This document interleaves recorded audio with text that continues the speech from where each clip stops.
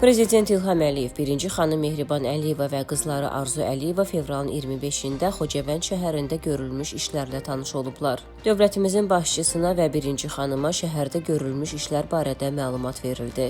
Qeyd edək ki, Xocavənd şəhəri 1992-ci ildə ermənilər tərəfindən işğal edilib. Şəhər 2023-cü ilin sentyabrında silahlı qüvvələrimiz tərəfindən həyata keçirilmiş antiterror əməliyyatı nəticəsində işğaldan azad olunub. Elə həmin il oktyabrın 15-də Prezident Silahlı Qüvvələrin Müzəffər Ali Baş Komandanı İlham Əliyev Xocavənd şəhərində dövlət bayrağımızı ucaldıb. Xocavənd rayonunun ərazisi 1,51 min kvadrat kilometrdir. Əhalisinin sayı isə 12.500 nəfərdir. Rayonun ərazi vahidinə bir şəhər, 2 qəsəbə və 80 kənd daxildir. Prezident İlham Əliyevə Xocavənd şəhərində əsaslı təmirdən sonra istifadəyə verilmiş fərdi evlər barədə məlumat verildi. Xocavənddə 980 fərdi ev mövcuddur ki, onlardan da 133-ü yararsız, 847-si isə qismən yararlıdır. Qismən yararlı evlərdən 55-i artıq istismara hazırdır. Bu il ərzində daha 792 ev təmir ediləcək. Xatırladaq ki, bir neçə gün əvvəl Xocavənd şəhərinə 50 ailə 194 nəfər qayıdıb. Ötən ilin sentyabrının indiyədək isə Xocavəndin 5 yaşayış məntəqəsinə, Xocavənd şəhərinə 50 ailə, Qırmızı Bazar qəsəbəsinə 142 ailə, Sos kəndinə 85 ailə, Hadrut qəsəbəsinə 58 ailə, Xocavənd kəndinə isə 20 ailə olmaqla ümumilikdə 1485 nəfər, 355 ailə qayıdıb.